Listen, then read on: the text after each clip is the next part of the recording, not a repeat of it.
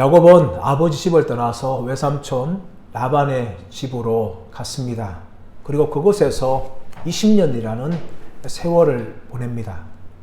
집을 떠날 때만 하더라도 어머니의 말처럼 형 에서의 분노가 누그러질 때까지 며칠만 있다가 돌아오느라 라고 말하였지만 야곱은 20년이라는 이 긴 세월을 라반의 밑에서 보내게 되었습니다. 야곱의 하란의 20년은 크게 세 가지의 의미가 있습니다. 하나는 무엇인가 하면 이 하나님의 징계의 시간이었다는 것입니다. 야곱은 형 에서를 팥죽 한 그릇으로 팔 때, 집요하게 팔 때까지 물고 늘어졌고 마침내 팥죽 한 그릇으로 장자권을 샀습니다. 그리고 더 나아가서 아버지 이삭을 속이고 형 에서로 변장하여 축복을 받아내었습니다. 이렇게 한 두 사건의 의미는 무엇인가 하면 야곱이 영적인 것에 대한 열망 때문이었습니다. 하지만 아무리 목적이 거룩하다 할지라도 그 방법은 전혀 거룩하지 못하였습니다.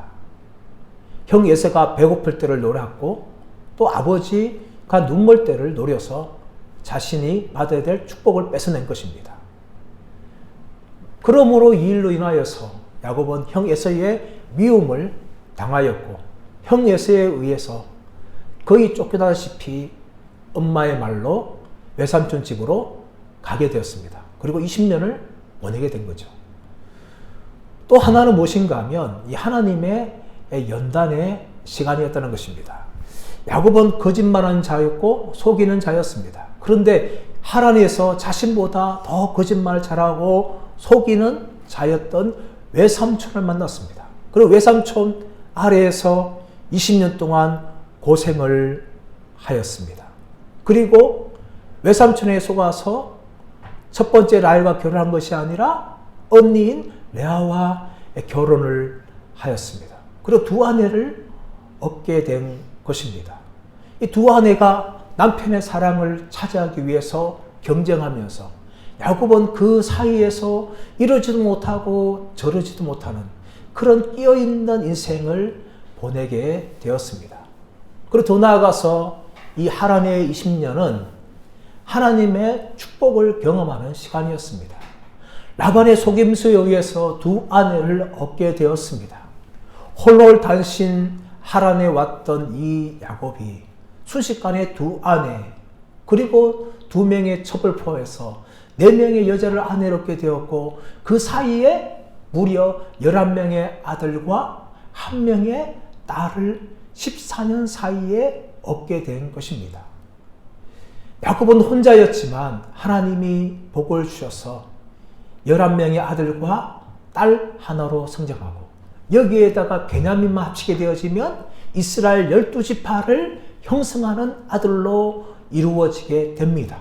그래서 야곱은 이 아브라함의 축복을 이어가는 영적인 언약의 계승자로 그렇게 쓰임을 받습니다.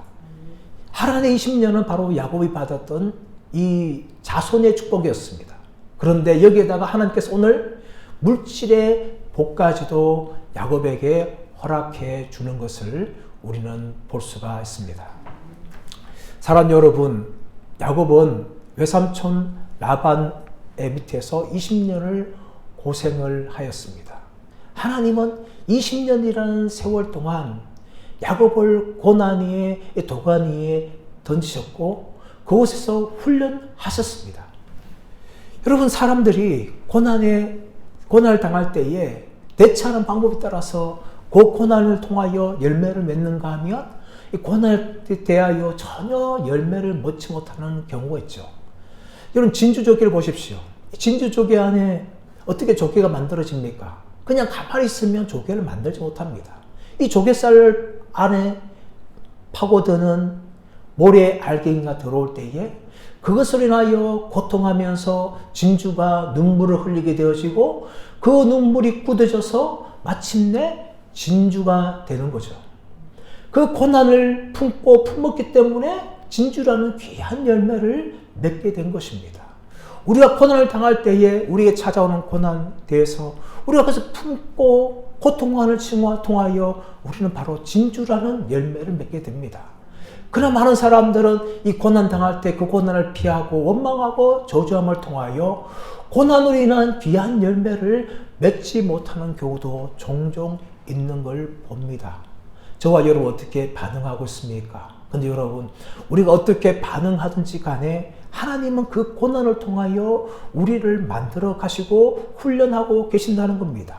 우리가 적극적 믿음 반응할 때 더 빨리 만들어지고 나가지만 우리가 소극적이거나 부정적이거나 또는 불신앙적으로 바랄 때에 아주 많은 시간이 걸리기는 합니다. 그러나 하나님께서는 이 고난을 통하여 우리를 만들어 가시고 하나님이 기뻐하시는 사람으로 연단시켜 나가는 것을 우리는 얼마든지 성경의 이야기나 오늘을 살아가고 있는 많은 성도들을 보면서 우리는 체험하며 경험하며 살아갈 수가 있습니다. 오늘 본문의 말씀도 마찬가지로 이 야곱을 통하여 하나님이 하나님의 20년 동안 어떻게 야곱을 통해서 일하시고 그를 연단시키시며 더 나아가서 야곱에게 복을 주시는지 우리는 오늘 본문의 말씀을 통하여 더 충분하게 확인할 수가 있습니다. 오늘 25절 말씀 보시면 어떻게 시작합니까? 라헬이 요셉을 낳았을 때에 라고 이야기합니다.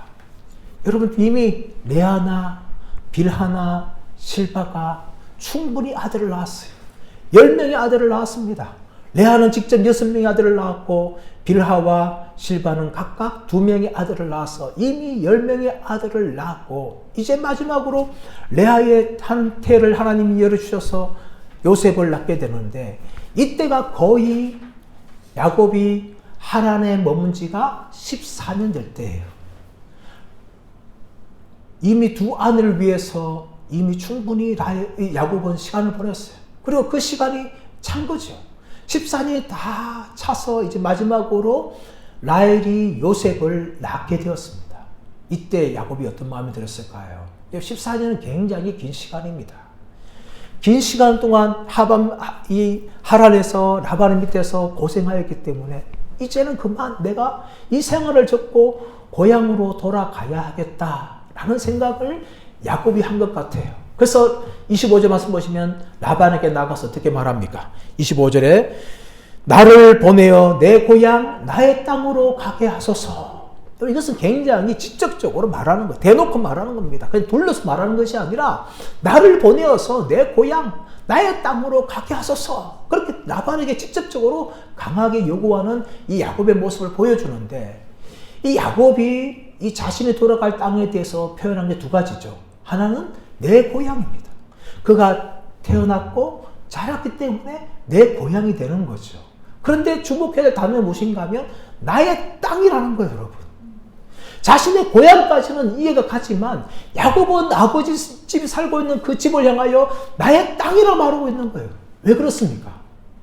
바로 그것이 자신이 장자로서 상속할 땅이라는 것을 야곱이 지금 믿음으로 고백하는 거예요. 자신의 거듭된 방법을 통하여서 비록 장자의 축복을 받아냈지만 야곱은 자신이 장자의 축복을 받았기 때문에 아버지를 이어서 마땅히 장자가 되어야 된다는 것을 야곱은 지금 고백하고 있는 거예요. 그래서 그 땅을 향하여 나의 땅으로 나를 보내주소서 이렇게 야곱이 이야기합니다. 그리고 더 나아가서 26절 말씀 보시면 내가 외삼촌에게서 일하고 얻은 처자를 내게 주시어 나로 가게 하소서. 내가 외삼촌에게 한 일을 외삼촌이 아시나이다. 여러분, 야곱이 떠날 때 혼자만 떠나는 것이 아니라 자신의 두 아내도 데려가죠. 근데 어떻게 표현합니까? 내가 외삼촌에게서 일하고 얻은 처자를 내게 주시어 나로 가게 하소서. 여러분, 야곱은 이미 두 아내의 남편이에요. 그렇다면 두 아내를 데리고 그냥 떠나면 됩니다. 남편 아닙니까? 근데 지금 어떻게 이야기하고 있어요? 외삼촌 라반을 해서 나로 하여금 두 아내를 데리고 가게 하소서. 이렇게 청유형의 부탁으로 지금 말을 하고 있는 거예요. 얼마나 이상합니까?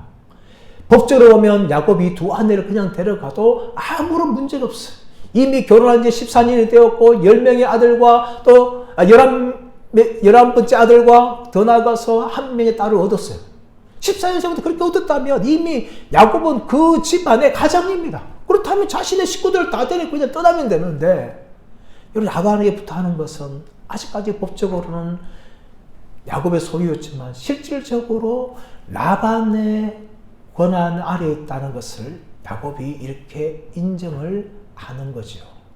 그러자 여러분, 라반이 야곱을 향하여 어떻게 말합니까? 27절, 28절 말씀 보시면 라반이 그에게 이르되 여호와께서 너로 말미암아 내게 복 주신 줄을 내가 깨달았노니 네가 나를 사랑스럽게 여기거든 그대로 있으라. 여러분, 라반이 야곱을 향하여 무슨 말합니까?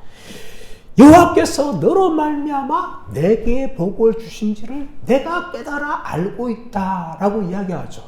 여러분, 여호와께서 너로 말미암아 복 주신다. 이게 누구한테 말씀하신 거예요? 하나님께서 아브라함에게 모든 민족이 너로 말미암아 복을 받으리라. 이렇게 말을 했어요. 그런데 그 하나님 말씀처럼 이 하나님께서 야곱을 향하여 복을 주심을 통하여 야곱을 통하여 라반이 복을 얻게 되었다는 것을 누가 지금 깨달았다고 말하고 있는가 하면 라반이 깨달았다고 이야기하고 있는 거예요. 여러분, 이것은 굉장히 놀라운 표현입니다. 왜냐하면 라반은요, 순수하게 여호와 하나님만을 섬기는 사람이 아닙니다. 우리 나중에 잘 알고 있지만 야곱의 가족이 도망갈 때에 라헬이 아버지의 우상이었던 드라빔을 가지고 도망가요, 여러분. 그렇다면 이 라반의 집안은요, 다신교의 집안이에요. 이게 메소포타미아에서 출발할 때 아브라함처럼 하나님의 음성을 듣고 떠나와서 하나님도 알겠지만 더 나아가서 자신들을 위하여서 가정에 복을 주는 우상들을 가지고 있던 이 다신론자가 바로 라반입니다. 하나님도 좋고 바알도 좋고 드라빔도 좋고 자기한테 덕이 되고 이익만 되면 어떤 신도 다 섬기는 이 라반이 무슨 말을 고백하고 있는 거예요? 여호와께서 야곱 너를 말미암아 내게 복을 주신지를 내가 깨달았다. 여러분, 이게 엄청난 고백인 거죠, 여러분. 근데 이렇게 고백을 알고 깨달았던 라반이 어떻게 말합니까? 야곱을 향하여 네가 나를 사랑스럽게 여기거든 여기 그대로 머물라.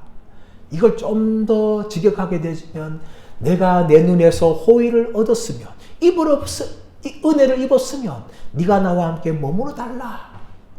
여러분, 라반은요 굉장히 똑똑한 사람이에요. 약삭빠른 사람이고 능수능란한 사람입니다. 야곱만 데리고 있으면 하나님이 야곱을 통하여 복을 주셨기 때문에 야곱을 데리고 있는 동안 계속해서 내가 복을 받을 것이다.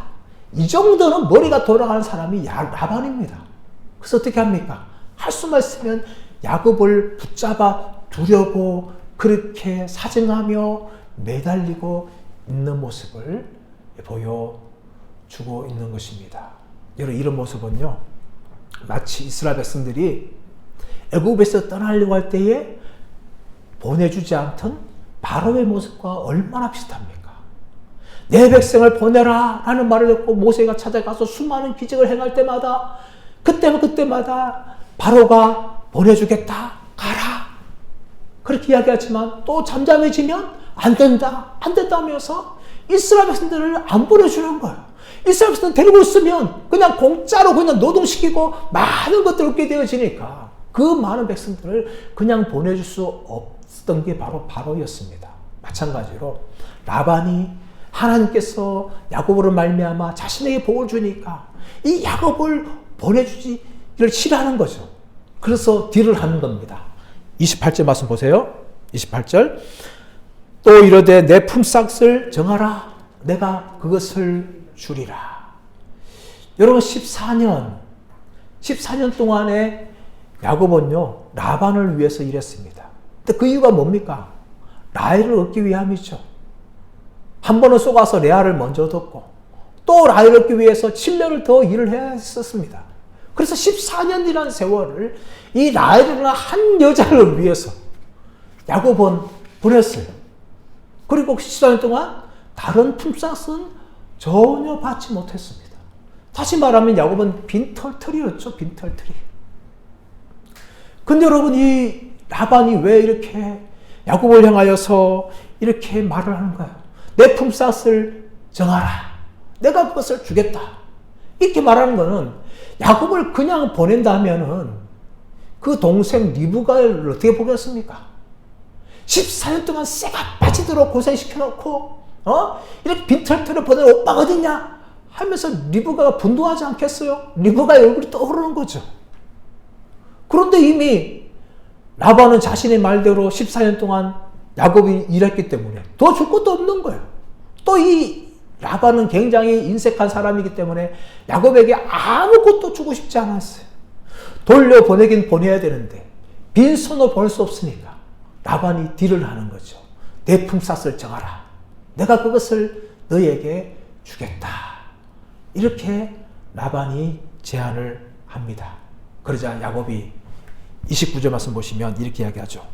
야곱이 그에게 이르되 내가 어떻게 외삼촌을 섬겼는지 어떻게 외삼촌의 가축을 쳤는지 외삼촌이 아시나이다. 30절 내가 오기 전에는 외삼촌의 소유가 적더니 번성하여 때를 이루었으니 내 발이 이르는 곳마다 여호와께서 외삼촌에게 복을 주셨나이다. 그러나 나는 언제나 내 집을 세우리까. 여러분 야곱이 얼마나 열심히 일했는지 외삼촌이 알 겁니다. 하면서 30절의 말씀 보시면 내가 오기 전에는 외삼촌의 소유가 너무 적었어요. 그러나 내가 가는 곳곳마다 하나님께서 복을 주셔서 외삼촌의 소유가 크게 번성하였나이다. 이렇게 말하는 거죠. 내 발이 이르는 곳마다. 이것은 무슨 말인가 하면 내가 가는 곳마다 내가 돌보는 양들과 염소 때마다 하나님이 복을 주셔서 크게 번성하였습니다. 이렇게 이야기합니다.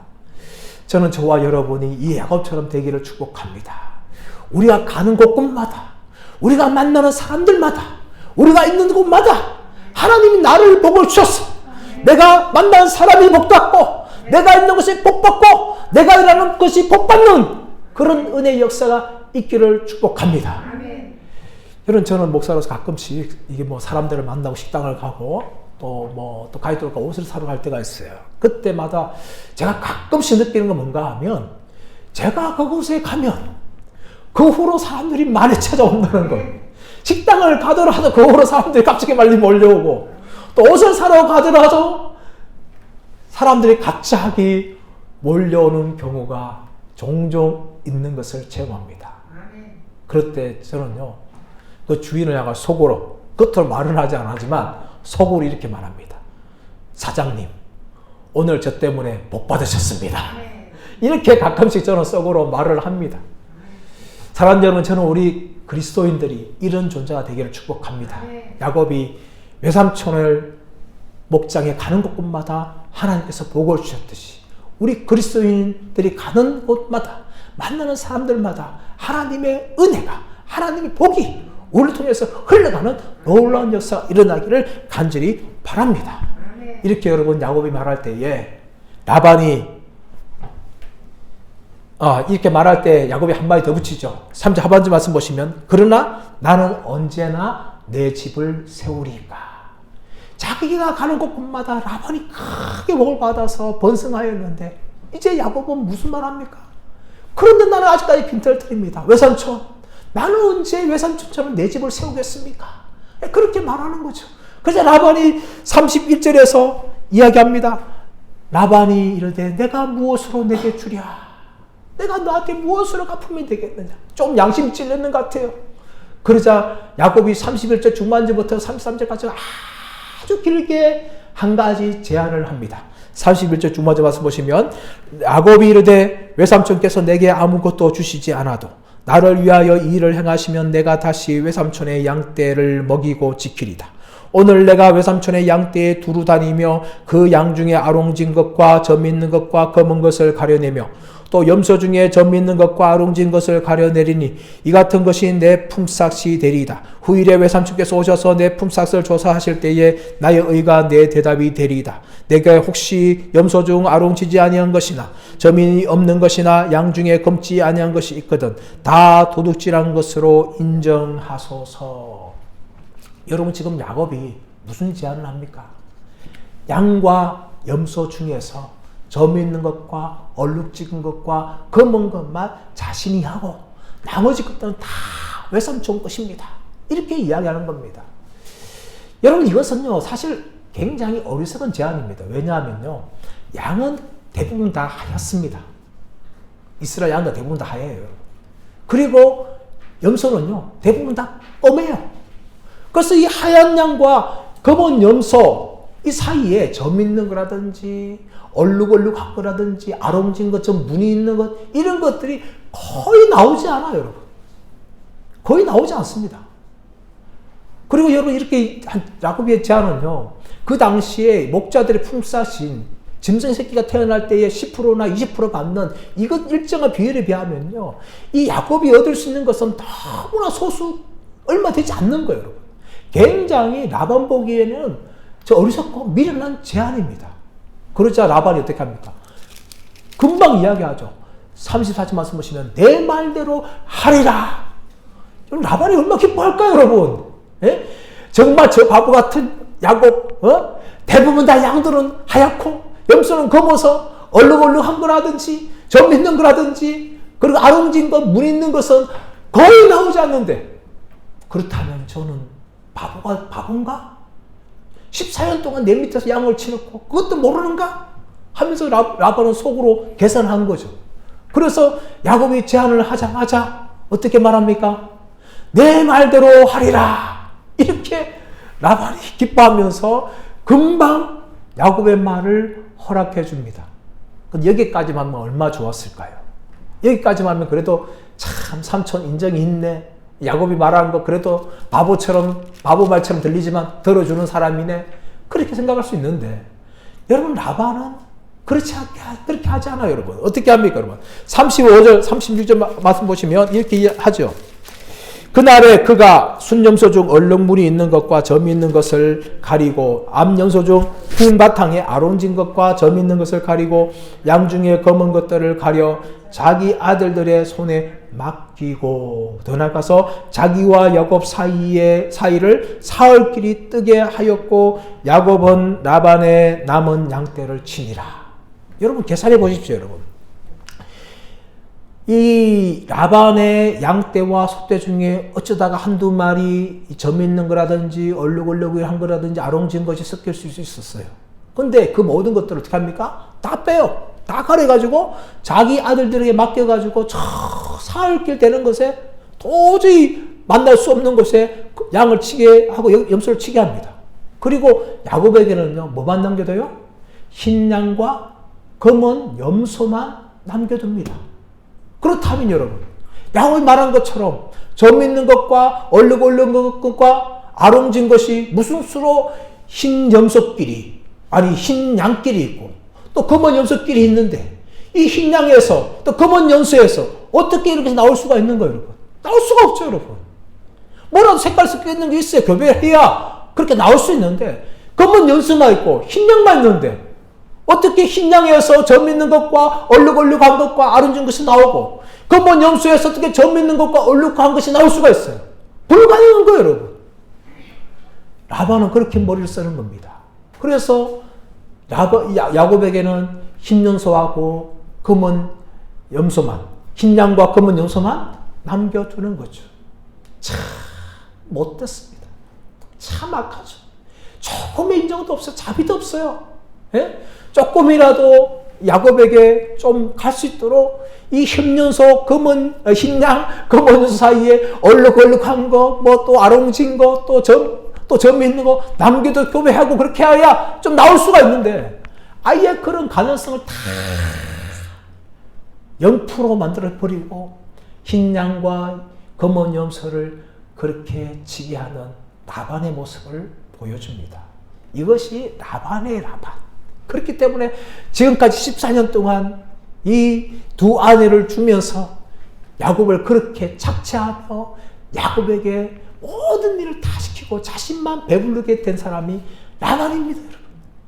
그리고 이 야곱이 제안하니까 그것을 완전히 빼앗기 위해서 아예 뭐 다 구분시키고 흰 양과 검은 염소만 야곱에게 남겨두어서 야곱에게 지키고 돌보게 한 거죠. 그러나 여러분, 하나님은요, 이런 라반의 이 악함을 사용하십니다. 오히려 야곱이 마음껏 일할 수 있도록 또 자신의 방법을 강구할수록 그런 시간을 주고 기회를 주고 있습니다. 이것이 하나님의 일하시는 겁니다. 세상 사람들이 여러분 아무리 우리 믿는 사람들 핍박하고 공격하고 한지라도 하나님께서는 다 수고하실 줄 믿습니다. 그것이 다 모든 것이 기회를 받게 되어지고 우리를 축복하는 그런 길로 되는 것임을 믿고 우리가 끝까지 하나님 신뢰하며 나가기를 축복합니다. 여러분, 이제 이어서 37절 이하에서 보면 야곱이 이제 이 점 있는 것과 아롱진 것과 얼룩얼룩한 것을 만들기 위해서 하나의 방법을 광고하는 모습을 보여줍니다. 37절, 38절, 39절 말씀 보시면 이렇죠. 야곱이 버드나무와 살구나무와 신풍나무의 푸른 가지를 가져다가 그것들의 껍질을 벗겨 흰 무늬를 내고 그 껍질을 벗긴 가지를 양떼가 와서 먹는 개천에 물구유에 세워 양떼를 향하게 하고 그 떼가 물을 먹으러 올 때에 새끼를 베니 그 가지 앞에서 새끼를 뱀으로 얼룩얼룩한 것과 점이 있고 아롱진 것을 낳은지라. 여러분 야곱이 어떻게 합니까? 버드나무와 살구나무와 신풍나무의 푸른 가지를 벗겨서 흰 무늬를 내요. 그렇게 낸 가지를 가지고 이 양들이 물을 먹으러 오는 구유 위에 올려두고 양들이 그것을 보고 새끼 뵐 때에 또 새끼를 베고 낳을 때에 이 점 있는 것과 아롱진 것과 얼룩얼룩한 것을 낳게 되었다. 이렇게 이야기합니다. 여러분. 여기서 어떻게 이것을 가능할 것인가? 어떤 학자들은 참 과학적인 방법이다. 흰 무늬를 보고 낳을 수도 있다. 이야기하고 어떤 과학자들은 아니다. 그리고 이건 마술적인 방법이다. 요술이다. 이렇게 이야기합니다. 여러분 만약에 과학적인 방법이라면 여러분 어떻게 여러분 라반의 아들들이나 라반이 몰랐을까요? 그들은 평생 양들을 치고 염소를 쳤어요. 그것이 그 당시에 통용하는 과학적인 방법이라면 그들도 그렇게 했을 거예요. 그러나 라반과 그 아들들은 전혀 그렇게 하지 않았습니다. 만약에 요술이라 한다면은 여러분 어떻게 이 야곱이 요술을 부릴 수 있을까요? 어떻게 그것을 할 수 있을까요? 그래서 이 과학적인 근거나 방법도 아니고 더 나아가서는 이 요술이나 마술도 아닌 겁니다. 이것은 그냥 야곱이 하나로 만들어낸 그런 창조적인 아이디어였다고 볼 수가 있습니다. 근데 여러분 이 아이디어를 왜 썼을까요? 창세기 31장 10절에서 13절 말씀 보시면 하나님이 꿈에 야곱에게 말씀합니다. 무엇을 말하고 있는가 하면 아롱진 것, 점 있는 것, 얼룩얼룩한 것이 네 것이 될 것이다. 꿈에서 말씀하셨어요. 야곱은 꿈에서 그 말을 들었습니다. 하늘부터 얼룩얼룩하고 점 있는 것과 또 그런 것들이 아롱진 것들이 야곱의 것이 된다고 이야기했는데 그것만 들었어요. 그런데 그것을 만드는 방법에 대해서는 하나님이 전혀 말씀해 주지 않았어요. 그래서 야곱이 버드나무와 살구나무와 신풍나무 푸른 가지를 벗겨서 흰 무늬를 내고 구유에 꽂아서 양들이 염소가 새끼 베게 하고 또 낳을 때에 점 있는 것, 또 얼룩얼룩한 것, 아롱진 것을 낳게 되게 한 것은 다 무엇인가 하면 결과적으로 볼 때에 하나님의 축복이었다는 거죠. 야곱이 그것을 꼽았다 해서 이렇게 된 것이 아니라는 겁니다. 그래서 하나님께서 복을 주시겠다 말했으니까 어떻게 하면 내가 복을 받을 것인가 연구하던 중에 그냥 야곱이 임의적으로 생각해서 만들어낸 하나의 방법에 불과했다는 거죠. 만약에 다른 방법을 할지라도 하나님 복을 주셨을 거예요. 왜냐하면 이 하나님께서 이미 점 있는 것과 얼룩한 것과 아롱진 것을 네 것이 될 것이다 이렇게 말씀하셨기 때문에 야곱이 이 방법을 쓰든 저 방법을 쓰든 간에 결국은 야곱에게는 얼룩얼룩한 것과 점 있는 것과 아롱진 것이 자신의 것이 되는 그 복을 누리는 거죠. 우리는 어떻게 그것을 알 수 있을까요? 이미 지난주에 우리가 합한채 사건을 통해서 우리는 배운 적이 있습니다. 로우벤이 들에서 돌아올 때 저녁 때에 합한채 들고 오죠. 그 합한채를 보고 라헬이 봅니다. 또 레아에게 따집니다. 그 합한채를 나한테 팔아라. 레아가 막 분노하죠. 네가 내 남편까지 뺏어놨는데 이 합한채가 뺏어가야 하느냐. 그렇게 따지고 있으니까 라헬이 오늘 내 남편을 당신한테 주겠다. 당신 동침하라 하면서 합한채를 가지고 오는데 그 합한채를 통하여 라헬은 아무리 노력해도 3년 동안 자식을 못 낳죠. 근데 레아는 스불론도 낳고 이사가를 낳는 그런 레아의 태문이 열리는 거예요. 합한채가 없는데도 레아의 태가 열리는 거예요. 그게 뭡니까? 하나님께서 레아의 태문을 열어주신 거예요. 그것을 라헬이 보고 합한채 때문에 태문이 열리는 것이 아니라 하나님이 열어주셔야 열리는구나. 그래서 빼닫게 되어지고 자신의 소원을 하나님께 아뢰음을 통하여 하나님께서 라헬의 태를 열어주시고 라헬이 요셉을 낳게 되는 거죠. 여러분 그것이 무엇을 말하는 거예요? 우리 인간이 어떤 방법을 사용한다 할지라도 복을 주시는 분은 하나님이라는 것을 성경은 보여주고 있는 겁니다. 하나님께서 야곱에게 내가 너희에게 점 있는 것과 얼룩얼룩한 것과 아름진 것을 줄 것이다 말했다면 야곱이 어떤 방법을 사용하든지 간에 하나님께서 그것을 이루신 것이래요. 왜냐하면 복은 누가 주시는가 하면 하나님이 주시는 거죠. 우리 인간들이 만들어낸 것이 아닙니다. 하나님께 복을 주시기 때문에 야곱이 어떤 방법을 사용하든지 간에 마침내 하나님께서는 그것을 이루시는 것을 성경은 이야기하고 있는 겁니다. 그리고 더 나아가서 야곱 어떻게 합니까?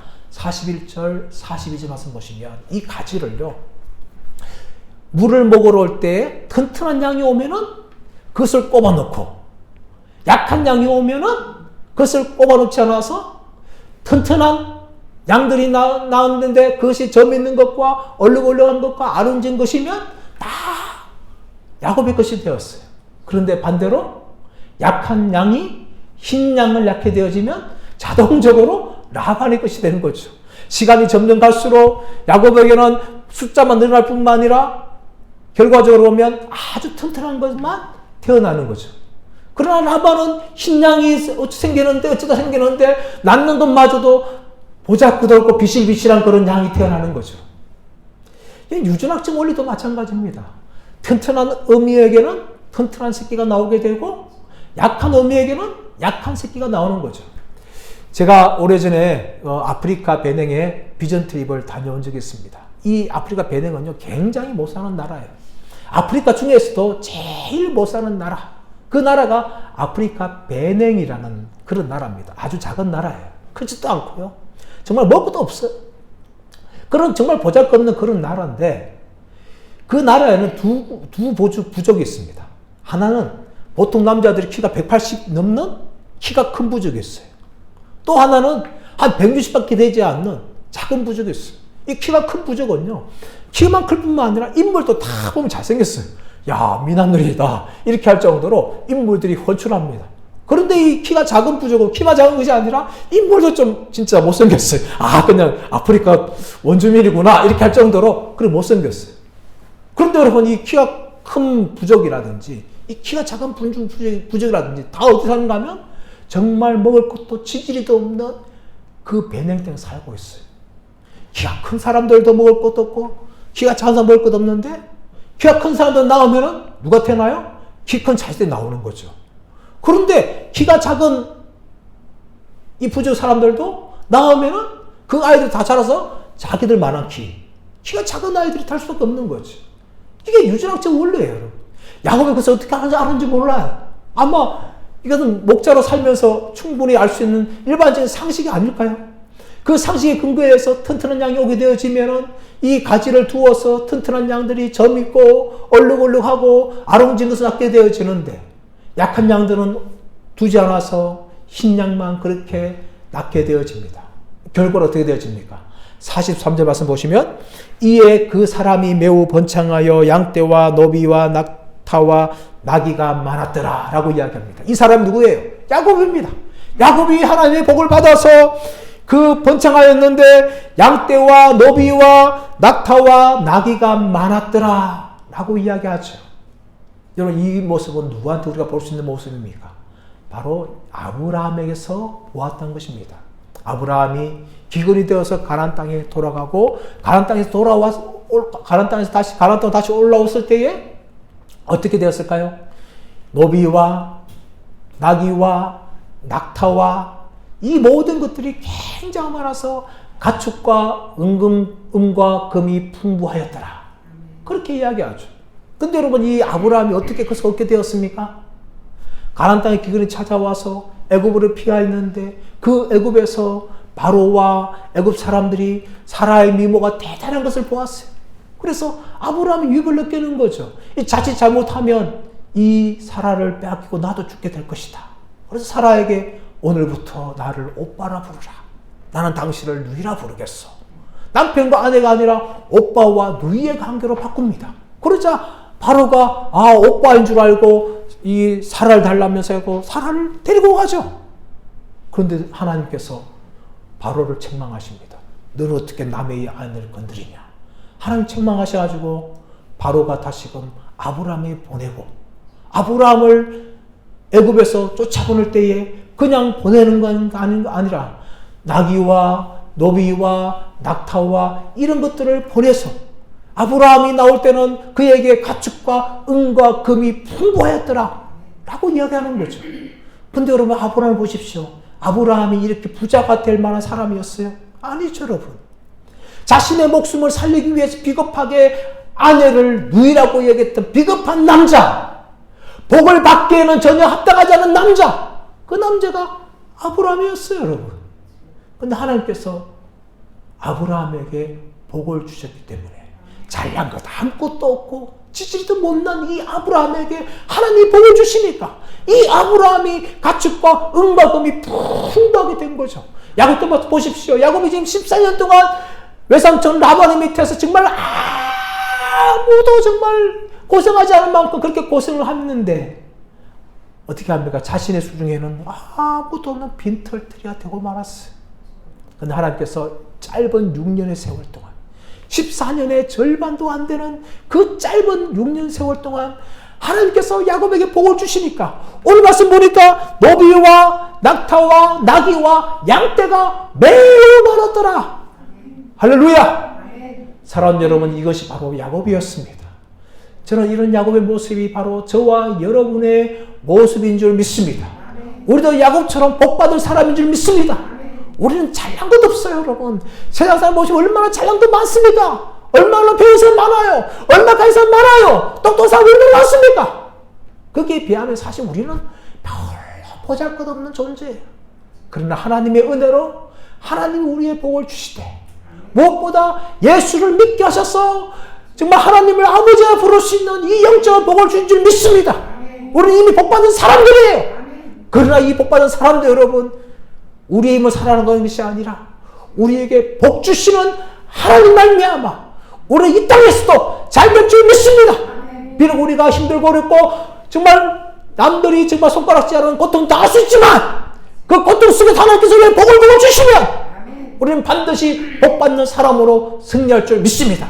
우리는 잘난 것 없고 우리는 부족하고 연약하다 할지라도 하나님이 이미 우리를 복 주신 사람으로 불러주셨기 때문에 우리는 천국에 들어갈 때까지 하나님의 복을 누리는 믿음의 사람들이 될 줄 믿습니다. 이런 사람이 바로 야곱이고 바로 저와 여러분입니다. 그러므로 이 땅에서 야곱이 하란에서 20년 동안 생고생하는 시간들을 보냈듯이 우리가 그 시간을 보낼 때에 마침내 우리 인생은 복받고 복받는 은혜의 사람이 될 줄 믿습니다. 저와 여러분 끝까지 믿음으로 승리하는 은혜가 있으시기를 예수님의 이름으로 축원합니다.